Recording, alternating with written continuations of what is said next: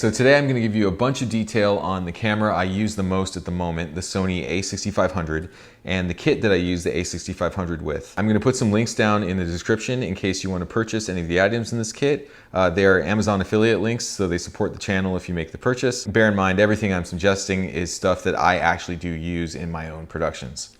Okay, first off, the camera. Sony a6500. Why do I use this? Well, first of all, it's small and I'm traveling almost all the time, and every ounce that I travel with really matters. So the fact that this is a fully capable 4K shooting cinema camera makes it really useful for me. It has really good autofocus built in and I use it all the time. That's probably the main reason I use the camera. It can lock on a face and it can hold that face pretty well. The only cameras that do better than this are Canon cameras, which have dual pixel autofocus, which is a similar technology to what this uses, but I don't want to trade off the quality of this camera's 4K for the quality of the 4K that you can shoot with like a Canon 5D Mark IV or something. The Canon cameras that have the best image quality, such as the C100, C200, C300, C500, and C700, are all a lot bigger than this. I have used those cameras, they're great, but only as rentals on paid commercial shoots. For the stuff that I do that's myself, that's run and gun, that's travel, I stick to this or the A7S II for the most part. This camera also has a touchscreen that allows you to select the focus by touching your finger on the back LCD, which is great in theory, but I honestly rarely use it because there's a little bit of lag when you press on the screen and it takes a while to respond to your touch. Also, it doesn't really lock on that accurately on exactly where you pushed all the time. So the usability of the back touch panel is actually not that great. I've had this camera for a few months now and I can say I almost never use that. The thing that makes me use this over the a6300 is really just the in-body image stabilization, which also is not that great. It's just okay in-body image stabilization, but for me, it's worth it when I'm using lenses that aren't stabilized or when I'm using a gimbal, because there's just a little bit of extra smoothness that it gives me. It takes away those micro jitters. And there are jitters that I can't remove in post necessarily. Now, if you're on a tight budget and you're just starting out, I would say absolutely get an a6300. It's cheaper and it's got 99% the same features as this. There's really no reason for you to jump straight to the a6500 if you're trying to save money. One drawback to the a6500 I did not mention, it doesn't have a headphone jack. Just like the a6300, for whatever reason, Sony has decided that professional filmmakers don't need to monitor their audio that they're recording. I would say record your audio externally, don't record it in the camera. Now, onto the lens that I use most with this camera. This is the Sony 18-105mm f4 lens. It's got a zoom rocker on this side. You can even remote control that zoom if you want. I never do. I don't know really why I would, but it's a feature that's there. And it covers most of the focal length that you would use on most shoots, which is why it's the main lens that I use on this camera. What's bad about the lens? Well, mainly it's not good in low light. Like the light that I'm in right now, I would use this lens, but it's not the best lens. It's mainly good for bright outdoor shooting or brightly lit indoor shooting. And this camera is good in low light, but not amazing. It's not like the A7S II where you don't really even have to worry about low light. I would rather be shooting at f2 or f2.8 if I'm in a lower light environment. So that's the main drawback of the lens. But the other really good thing about it is that when I turn the zoom, it doesn't extend or contract the lens, which is important when I'm using it on something like a gimbal, and the balance is critical. The balance does not really get upset that much if I zoom all the way in or zoom all the way out. If I'm trying to shoot a whole event on one lens on a gimbal, and I don't want to take time to take it off the gimbal and rebalance everything, this is a great lens for that. Now, if you can add one more lens to your kit, I would recommend the Sony 35mm f1.8 lens. Why this lens? Because it will give you a completely different look than the 18-105. The 35mm f1.8 gives you a really soft focus in the background because the aperture goes a lot wider than the 18-105. And this lens is equivalent to a 50mm on full frame, which means that you can use it for a variety of situations. I mainly use it though for medium shots and close-ups of people. And this lens is an f1.8, which means that it's a lot better in low light than the 18-105mm. So if you're in a low light environment, you don't have to rely on that lens. And of course the lens is super small and super lightweight, which means that you can carry it around with you all day without it getting heavy. And you can use it on gimbal even if the gimbal doesn't support all that much weight. And the autofocus works really well, so you can track a subject as they walk. Now, if you can get 3 lenses for your a6500, I recommend the 10 to 18 millimeter f4. This is an ultra wide lens that zooms in to be just pretty wide, which means it covers exactly the gap that is left off by the 18 to 105 millimeter at the same aperture. So you basically can get a consistent performance and a consistent look all the way from 10 millimeters to 105 millimeters by combining these 2 lenses. And then for your ultra low light environments, you can go to the 35 millimeter f1.8 to get those shots. If you can't get any other lenses, these are the 3 lenses I recommend you get. But what if you want the full frame look like you would get on the A7S II? Do you have to get the A7S II for that look? Not necessarily. If you're willing to go all manual, which means manual focus, manual aperture, then you can adapt pretty much any vintage manual lens to your A6500 via this thing called a focal reducer. This is a special lens adapter that bends the light from your manual lens so that when you put it on an APS-C sized sensor, the image is basically the same as it would be if it was on a full frame sensor. Viltrox is just one brand. There's a bunch of brands, but I like it because it's cheap. It's only about $100 US. Is it perfect? Absolutely not. There's a tiny, tiny crop in. I think it's like 1.1 times crop in, so you don't get 100% of the lens's area. Also, there's more vignetting than you would normally get. I don't know why that is, but that's just how it is. Practically speaking, if you're looking for a cheap solution to get that full frame look, the focal reducer is a great way to go. I do use filters on my lenses sometimes.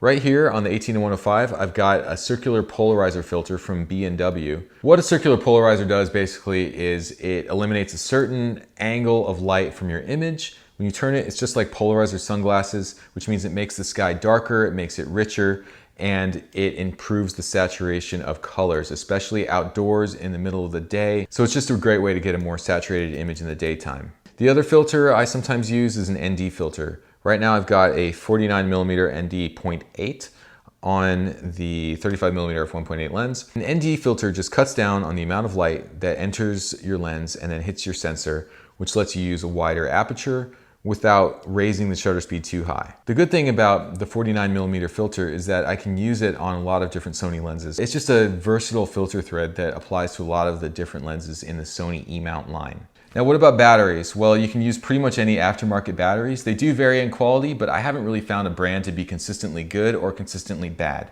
All I know is they're consistently cheaper than Sony's batteries, and generally they work for me. I'm using the RAVPOWER batteries here, which come with a dual charger, which is kind of nice, and they power through micro USB. So this can plug into a computer, it can plug into a portable power bank, it can plug into an adapter, which then plugs into the wall. You have a lot of options for charging, and the reason that's important is because you might be charging your batteries on the road as you shoot, and you might be improvising a way to charge them out of some random device that happens to have a USB port. You want to be charging your batteries through something that has a micro USB port on it so that you're okay in any run and gun situation and you don't run out of power. Now, my sound solutions are usually a bit ad hoc because a lot of the shoots that I do don't involve a lot of location sound. Either the sound's rebuilt in post or I have a separate sound engineer recording the sound. If I'm doing it on my own and I'm going run and gun, I use these old Sony voice recorders. It's the ICD SX712U, not sold anymore, that I bought probably 8 years ago and it still works just fine. And plugged into this voice recorder is a lavalier microphone into the mic input, which is then secured with a fancy hair tie, which is gaff taped to the lav mic, just like that. So then I can drop this recorder into my pocket and I can clip the lav mic on a shirt and I can shoot in pretty much any environment, and I can use a camera that doesn't have a mic input, such as the one I'm using right now, the RX100, and I sync up the audio in post. I use the audio from the camera's built-in mic and the audio from the microphone, and with Final Cut X, I can use a feature called Synchronize that just automatically lines them up, and then the video and the audio are synced. This doesn't work all the time. If you're shooting some stuff where the lav mic is too far from the camera's built-in audio and their audio doesn't overlap that much, then you might have trouble syncing it up automatically in post. You might have to do it manually. If it's super critical that you monitor your audio while you're recording it, you don't want to use this setup because there's no way to monitor it. This is just my simple go-to audio solution for run and gun. Now, since this recorder isn't being sold anymore, I'm putting in my kit an updated version of the recorder that has basically the same functionalities, and you can still buy it from Amazon. So it's going to be a different model number than what I've got here, but it should perform the same functions. Now, I almost never record in-camera audio, but if you have to do it, I recommend using a shotgun mic with a big old dead cat filter on it if you're outside to kill the wind. The one I'm using is an old Sony mic that I don't think is even being sold anymore, so I'm going to recommend a Rode mic that you can still buy from Amazon in the kit here. Okay, and on to camera stabilization. I pretty much only use a gimbal these days, and I've talked a lot about this one. This is the Zhiyun Crane gimbal.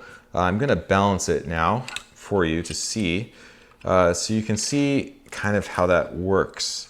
Put the camera on top, you put the screw in the bottom. I used to use a quick release plate for this, but I've been having some trouble with the quick release plate, so lately I haven't been using it as much.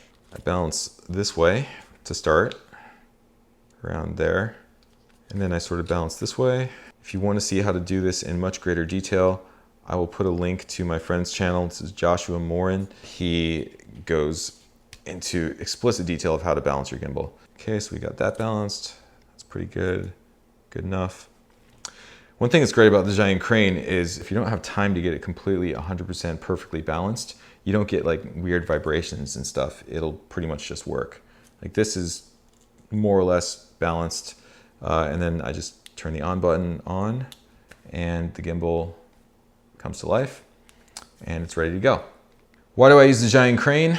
Well, mainly it's just reliable. A lot of gimbals that I've tried have required some pretty complex tuning to get the camera to work through a software called Simple BGC, which looks like it was engineered for an engineer, not for an end user like me who's not super technical.